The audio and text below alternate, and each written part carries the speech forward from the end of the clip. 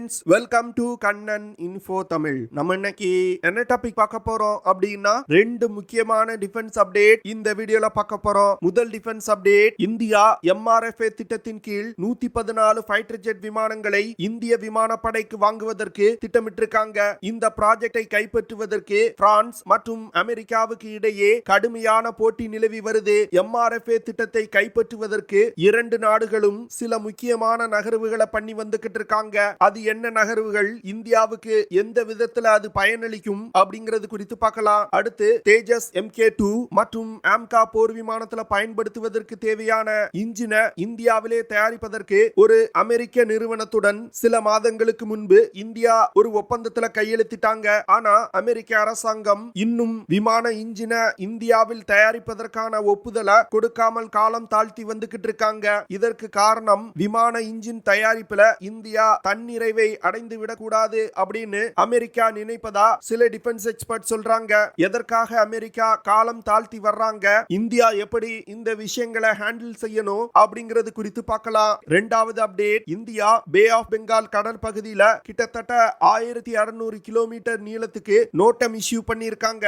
அதாவது குறிப்பிட்ட காலகட்டத்தில் இந்தியா குறிப்பிட்டிருக்க இடத்துல விமானங்கள் பறப்பதற்கு தடை செய்யப்பட்டிருக்கு. இதற்கு காரணம், இந்தியா அக்னி பிரைம் மிசைல சோதிக்க இருப்பதா செய்திகள் வெளிவந்திருக்கு. அக்னி பிரைம் மிசைல இந்தியா எதற்காக டெவலப் செய்றாங்க, இந்த மிசைலோட செயல்திறன் மற்றும் சிறப்பு அம்சங்கள் என்ன, இந்த மிசைல சீனாவுக்கு எதிராக இந்தியா எப்படி பயன்படுத்த திட்டமிட்டிருக்காங்க அப்படிங்கிறது குறித்து நம்ம டீடைலா இந்த வீடியோல பார்க்கலாம். நம்ம சேனல்ல டிஃபென்ஸ் மற்றும் ஜியோபாலிட்டிக்ஸ் சம்பந்தமா தினம் ஒரு வீடியோ பப்ளிஷ் பண்ணிட்டு இருக்கோம். உங்களுக்கு நம்ம சேனல்ல பப்ளிஷ் ஆகக்கூடிய வீடியோஸ் பிடிச்சிருந்துச்சுன்னா சேனலை சப்ஸ்கிரைப் பண்ணி சப்போர்ட் பண்ணுங்க. நீங்க பண்ற ஒவ்வொரு சப்ஸ்கிரிப்ஷனும் எனக்கு அடுத்தடுத்த வீடியோஸ் போடுறதுக்கு ஒரு மோட்டிவேஷனா இருக்கும். சமீபத்துல பேட்டியளித்த இந்திய விமானப்படையின் வைஸ் சீஃப், இந்திய விமானப்படை இன்னும் 2 முதல் 3 மாதங்கள்ல 114 ஃபைட்டர் ஜெட் விமானங்களை வாங்குவதற்கான MRFA திட்டத்திற்கு அக்செப்டன்ஸ் ஆஃப் நெசசிட்டியை கொடுக்க இருப்பதா சொல்லியிருக்காரு. இந்த அக்செப்டன்ஸ் ஆஃப் நெசசிட்டி தான் விமானங்களை வாங்குவதற்கான முதல் படி. இந்த சூழ்நிலையில பிரான்ஸ் அரசாங்கம் இந்த MRFA திட்டத்தை கைப்பற்றுவதற்கு சில முக்கியமான விஷயங்களை செஞ்சு வந்துகிட்டு இருக்காங்க. அதாவது, இந்திய விமானப்படைக்கு தேவையான இந்த 114 ஃபைட்டர் ஜெட் விமானங்களை கவர்மெண்ட் டு கவர்மெண்ட் கான்ட்ராக்ட் மூலமா இந்தியாவுக்கு சப்ளை செய்வதற்கு பிரான்ஸ் தற்போது முயற்சி செய்து வந்துகிட்டு இருக்காங்க. இதற்கு காரணம், பிரான்சுக்கு ரஃபேல் போர் விமானங்களுக்கான ஆர்டர் மிக அதிகமா இருக்கு. பிரான்சிடம் தற்போது உள்ள மேனுஃபேக்சரிங் ஃபெசிலிட்டியை வச்சுக்கிட்டு குறிப்பிட்ட காலகட்டத்தில் ரஃபேல் போர் விமானங்களை மற்ற நாடுகளுக்கு பிரான்சால சப்ளை செய்ய முடியாது. இதன் காரணமா பிரான்ஸ் இந்த MRFA திட்டத்தை ஒரு கவர்மெண்ட் டு கவர்மெண்ட் டீலா மாத்திட்டோம்னா வேலைகள் வேகமா நடக்கும். அது மட்டும் இல்லாம ரஃபேல் போர் விமானத்தோட இரண்டாவது ப்ரொடக்ஷன் லைனை இந்தியாவில் தொடங்கலாம் அப்படின்னு திட்டமிட்டிருக்காங்க. இந்த சூழ்நிலையில இந்திய விமானப்படை MRFA திட்டத்தின் கீழ் 114 ஃபைட்டர் ஜெட் விமானங்களை வாங்குவதற்கு முதல்ல திட்டமிட்டிருந்தாங்க. ஆனா தற்போது விமானங்களின் எண்ணிக்கையை 90 குறைக்க இருக்காங்க. இருந்தாலும் இந்த MRFA திட்டம் கவர்மெண்ட் டு கவர்மெண்ட் டீலா மாற்றப்பட்டால் இந்திய விமானப்படைக்கு 90 ரஃபேல் போர் விமானங்களும் இந்திய கடற்படைக்கு 26 ரஃபேல் M போர் விமானங்களையும் பிரான்சால சப்ளை செய்ய முடியும். அப்போ கிட்டத்தட்ட 116 ஃபைட்டர் ஜெட் விமானங்களை இந்தியாவுக்கு சப்ளை செய்ய முடியும். இதன் மூலமா பிரான்ஸ் தன்னுடைய ஏரோஸ்பேஸ் இண்டஸ்ட்ரியை அடுத்த கட்டத்திற்கு எடுத்து செல்வதற்கு முயற்சி செய்றாங்க.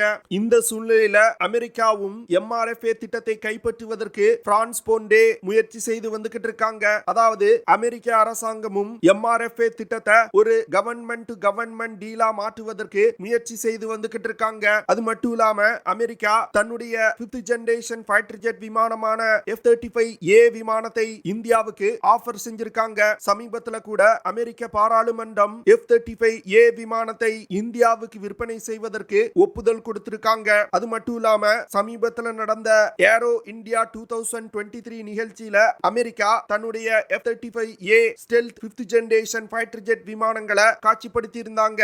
அமெரிக்காவின் இந்த ஆஃபரை தொடர்ந்து சில டிஃபென்ஸ் எக்ஸ்பர்ட்ஸ், இந்தியா பிரான்சிடமிருந்து ரஃபேல் போர் விமானங்களை வாங்காம அமெரிக்காவின் F-35A விமானங்களை வாங்கலாம் அப்படின்னு அறிவுரை வழங்க ஆரம்பிச்சிட்டாங்க. இதற்கு காரணமா அவங்க சொல்லக்கூடிய விஷயங்கள், சீனாவிடம் J-20 5th generation fighter jet விமானம் பயன்பாட்டில் இருந்து வருது. அது மட்டும் இல்லாம J-35 அப்படிங்கிற ஒரு 5th ஜெனரேஷன் ஃபைட்டர் ஜெட் விமானத்தையும் சீனா டெவலப் செய்து செய்து வந்துகிட்டு இருக்காங்க.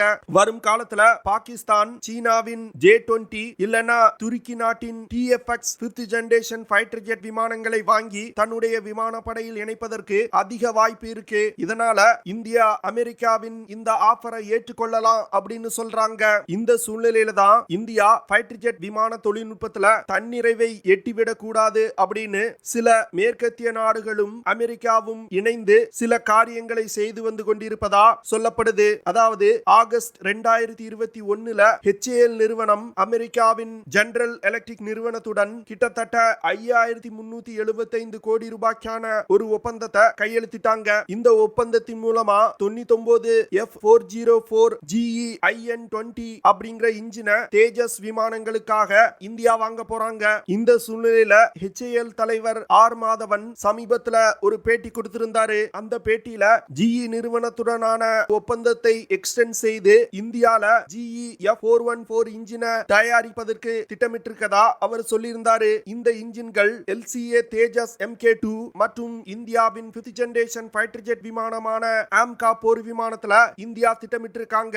இதனை தொடர்ந்து அக்டோபர் 2022 இந்தியா மற்றும் அமெரிக்க அரசாங்கங்களுக்கு இடையே GE 414 இன்ஜினை 100% இந்தியாவிலே தயாரிப்பதற்கான பேச்சுவார்த்தைகள் தொடங்கப்பட்டது. இதனை தொடர்ந்து இந்த வருடத்தோட பிப்ரவரி மாதத்துல நேஷனல் செக்யூரிட்டி அட்வைசர் திரு அஜித் தோவால் அவர்கள் 3 நாள் சுற்றுப்பயணமா அமெரிக்காவுக்கு போயிருந்தாரு. இந்த சுற்றுப்பயணத்தின் போது GE F414 இன்ஜினை இந்தியாவில் தயாரிப்பதற்கான பேச்சுவார்த்தைகள் நடத்தப்பட்டது.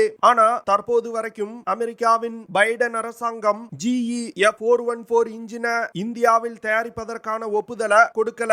பைடன் அரசாங்கம் GE F414 இன்ஜினை இந்தியாவில் தயாரிப்பதற்கான ஒப்புதலை கொடுக்காமல் காலம் தாழ்த்துவதற்கு காரணம் இந்தியாவின் MRFA திட்டத்தை கைப்பற்றுவதற்கு அப்படின்னு சில டிஃபென்ஸ் எக்ஸ்பர்ட் சொல்றாங்க. அதாவது பாரத பிரதமர் பிரான்ஸ் நாட்டிற்கு ஒரு சுற்றுப்பயணம் போக போறாரு. இந்த சுற்றுப்பயணம் மிகவும் ஒரு முக்கியமான விஷயமா பார்க்கப்படுது. ஏன்னா பிரான்ஸ் MRFA திட்டத்தை ஒரு கவர்மெண்ட் டு கவர்மெண்ட் டீலா மாற்றுவதற்கு முயற்சி செய்து வந்துகிட்டு இருக்காங்க. இந்தியாவுக்கும் பிரான்சுக்கும் இடையே 114 ரஃபேல் போர் விமானங்களை வாங்குவதற்கான ஒப்பந்தம் கையெழுத்திடப்பட வாய்ப்பு இருக்கு. இதை தடுப்பதற்காக தான் அமெரிக்கா இந்த GE F414 இன்ஜினை இந்தியாவில் தயாரிப்பதற்கான ஒப்புதலை கொடுக்காமல் காலம் தாழ்த்தி வருவதா சொல்லப்படுது. அதாவது 114 ரஃபேல் போர் விமானங்களை பிரான்சிடமிருந்து இந்தியா வாங்கினாங்கன்னா நாங்க இந்தியாவின் உள்நாட்டு விமானங்களுக்கு தேவையான இன்ஜினை தயாரிப்பதற்கான ஒப்புதலை கொடுக்க மாட்டோம் அப்படின்னு மறைமுகமா மிரட்டல் விடுப்பதா சில டிஃபென்ஸ் எக்ஸ்பர்ட் சொல்றாங்க. இதனால இந்தியா உள்நாட்டிலே தயாரிக்க முயன்று வரும் தேஜஸ் MK2 மற்றும் AMCA போர் விமான ப்ராஜெக்ட் டிலே ஆவதற்கு வாய்ப்பு இருக்கு. என்ன பொறுத்தமட்டில் அமெரிக்காவுடைய இந்த செயல்பாட்டுல எந்த ஒரு ஆச்சரியத்தக்க விஷயமும் கிடையாது. ஏன்னா அமெரிக்கா இப்படிதான் நடந்துக்கிடுவாங்க. அவர்களுக்கு இந்த உலகத்துல யாரும் நண்பனும் கிடையாது, எதிரியும் கிடையாது. அதனால மிகவும் குரூஷியலான விமான இன்ஜின் தொழில்நுட்பத்துக்கு அமெரிக்காவை நம்புவது சரி கிடையாது அப்படின்னு நான் நினைக்கிறேன். இந்தியா காவேரி இன்ஜின் டெவலப்மெண்ட்டை வேகப்படுத்தணும். பிரான்சின் சஃப்ரான் இல்லனா ரோல்ஸ் ராய்ஸ் நிறுவனத்துடன் இணைந்து AMCA மற்றும் தேஜஸ் MK2 விமானத்திற்கு தேவையான இன்ஜினை டெவலப் செய்யணும் அப்படின்னு நான் நினைக்கிறேன். நீங்க என்ன நினைக்கிறீங்க அப்படிங்கறத கமெண்ட் பண்ணுங்க. இரண்டாவது அப்டேட், பசிபிக் ஓஷன் மற்றும் இந்தியன் ஓஷனை தன்னுடைய கட்டுப்பாட்டுல கொண்டு வருவதற்கு சீனா பல முயற்சிகளை செய்து வந்துகிட்டு இருக்காங்க. குறிப்பா சொல்லணும் அப்படின்னா அமெரிக்காவின் குவாம் நேவல் பேஸை தாக்குவதற்கு DF-21D மற்றும் DF-26B அப்படிங்கிற நியூக்ளியர் கேப்பபிள் மிசைல சீனா டெவலப் செய்து வந்துகிட்டு இருக்காங்க. அது மட்டும் இல்லாம 2035 வருடத்துக்குள் 5 முதல் 6 ஏர்கிராப்ட் கேரியர்களை உருவாக்குவதற்கு சீனா திட்டமிட்டிருக்காங்க. இதன் மூலமா இந்த கடற்பரப்பை தன்னுடைய கட்டுப்பாட்டுல கொண்டு வர முடியும் அப்படின்னு சீனா நினைக்கிறாங்க. இதனை தொடர்ந்து இந்தியா ஏரியா டினையல் கேப்பபிலிட்டியை அதிகப்படுத்த ஆரம்பிச்சிருக்காங்க. ஏரியா டினையல் கேப்பபிலிட்டி அப்படின்னா போர்க்கப்பல்கள், நீர்மூழ்கி கப்பல்கள் மற்றும் விமானம் தாங்கி போர்க்கப்பல்களை நமது கடல் எல்லைக்குள் நுழைய விடாமல் தடுப்பதற்கு செய்யக்கூடிய விஷயங்கள் தான் ஏரியா டினையல் அப்படின்னு சொல்லுவாங்க. அந்த வகையில இந்தியாவின் ஏரியா டினையல் கேப்பபிலிட்டியில ஒரு முக்கியமான ஆயுதமா இருக்கக்கூடியது அக்னி பிரைம் மிசைல்கள். இந்த மிசைல இந்தியா ஏற்கனவே 3 முறை வெற்றிகரமா சோதனை செஞ்சிருக்காங்க. இதனை தொடர்ந்து மே 18ஆம் தேதியிலிருந்து 19ஆம் தேதி வரைக்கும் பே ஆஃப் பெங்கால் பகுதியில கிட்டத்தட்ட 1680 கிலோமீட்டர் நீளத்துக்கு நோட்டம் இஷ்யூ பண்ணியிருக்காங்க. இருக்காங்க. இதற்கு காரணம் DRDO அக்னி பிரைம் மிசைல சோதிக்க இருப்பதா சொல்லப்படுது. அக்னி பிரைம் மிசைல் திட எரிபொருளை பயன்படுத்தி இயங்கக்கூடிய 2 ஸ்டேஜ் கொண்ட ஒரு பாலிஸ்டிக் மிசைல். இந்த மிசைல்ல பல அதிநவீன தொழில்நுட்பங்கள் இணைக்கப்பட்டிருக்கு. குறிப்பா சொல்லணும் அப்படின்னா இந்த மிசைல்ல ring laser gyro inertial navigation system பயன்படுத்தப்பட்டிருக்கு. இதனால இந்த மிசைல்களால் இலக்கை மிக துல்லியமா தாக்க முடியும். அக்னி பிரைம் மிசைல்னால 1000 முதல் 2000 கிலோமீட்டர் தூரத்துல உள்ள இலக்குகளை மிக துல்லியமா தாக்க முடியும். அக்னி பிரைம் மிசைல ஒரு மினி அக்னி 5 மிசைல் அப்படின்னு சொல்றாங்க. இதற்கு காரணம் அக்னி 5 மிசைலுக்காக டெவலப் செய்யப்பட்ட பல தொழில்நுட்பங்கள் அக்னி பிரைம் மிசைல்ல இணைக்கப்பட்டிருக்கு. அக்னி பிரைம் மிசைல உருவாக்குவதற்கு அதிகமான காம்போசிட் மெட்டீரியல்கள் பயன்படுத்தப்பட்டிருக்கு. இதனால இந்த மிசைலோட எடை மிகவும் குறைவா இருக்கு. குறிப்பா சொல்லணும் அப்படின்னா அக்னி 3 மிசைலை விட பாதி மடங்கு எடை குறைவா இருக்கு. இந்த மிசைலை உருவாக்குவதற்கு அதிகமான காம்போசிட் மெட்டீரியல்கள் பயன்படுத்தப்படுறதுனால இந்த மிசைல ரடார்களால கண்டுபிடிக்க முடியாது. இதனால எதிரிகளின் ஏர் டிஃபென்ஸ் சிஸ்டத்தையும் மீறி இலக்குகளை தாக்க முடியும். அது மட்டும் இல்லாம அக்னி பிரைம் மிசைல ஸ்டோர் செய்வதற்கு ஒரு புதிய தொழில்நுட்பம் பயன்படுத்தப்பட்டிருக்கு. இந்த தொழில்நுட்பத்தின் மூலமா அக்னி பிரைம் மிசைல்களை எந்த ஒரு சேட்டலைட்டாலும் கண்டுபிடிக்க முடியாது. அதாவது அக்னி பிரைம் மிசைல ஒரு இடத்துல இருந்து இன்னொரு இடத்துக்கு டிரான்ஸ்போர்ட் செய்யும் பொழுது கூட சேட்டலைட்டுகளால் இந்த மிசைலை கண்டுபிடிக்க முடியாது. இந்த புதிய தொழில்நுட்பத்தின் காரணமா இந்த மிசைல்களை நீண்ட நாட்கள் சேமிச்சு வைக்க முடியும். அக்னி பிரைம் மிசைல்ல பயன்படுத்தப்படும் இன்ஜின்கள், மிசைல இலக்கை நோக்கி வழிநடத்துவதற்கு தேவையான கைடிங் சிஸ்டங்கள், கண்ட்ரோல் மெக்கானிசம்ஸ் போன்ற பல விஷயங்கள்ல மேம்பாடு செய்யப்பட்டிருக்கு. அக்னி பிரைம் மிசைல் தற்போது இந்திய படையில் பயன்பாட்டில் உள்ள அக்னி 1 மற்றும் அக்னி 2 மிசைல்களை ரீப்ளேஸ் செய்ய போகுது. அக்னி 1 மற்றும் அக்னி 2 மிசைல்னால குறைந்தபட்சமா 700 கிலோமீட்டர்ல இருந்து அதிகபட்சமா 3500 கிலோமீட்டர் தூரம் வரைக்கும் தாக்குதல் நடத்த முடியும். அதனால இந்தியா தொடர்ந்து அக்னி பிரைம் மிசைலோட ரேஞ்ச் அதிகரிப்பதற்கு முயற்சி செய்து வந்துகிட்டு இருக்காங்க. அக்னி பிரைம் மிசைல்னால 1500 முதல் 3000 கிலோகிராம் எடை கொண்ட வெடிபொருட்களை சுமந்து சென்று தாக்குதல் நடத்த முடியும். DRDO அக்னி பிரைம் மிசைலோட ஆன்டி ஷிப் வேரியண்டையும் டெவலப் செய்து வந்துகிட்டு இருக்காங்க. அக்னி பிரைம் மிசைலோட ஆன்டி ஷிப் வேரியண்ட்டை பயன்படுத்தி பெரிய போர்க்கப்பல்கள் மற்றும் விமானம் தாங்கி போர்க்கப்பல்களை தாக்கி அழிக்க முடியும். அது மட்டும் இல்லாம லைன் ஆஃப் ஆக்சுவல் கண்ட்ரோல் பகுதியில் இருக்கக்கூடிய சீன பகுதிகளான ஜின்ஜியாங், டிபெட் மற்றும் யூனான் பகுதிகளையும் இந்தியாவால தாக்க முடியும். இதன் மூலமா அக்னி பிரைம் மிசைல விமானம் தாங்கி போர்க்கப்பல்கள் மற்றும் தரையில் இருக்கக்கூடிய இலக்குகளை தாக்குவதற்கும் இந்தியா டெவலப் செஞ்சு வந்துகிட்டு இருக்காங்க.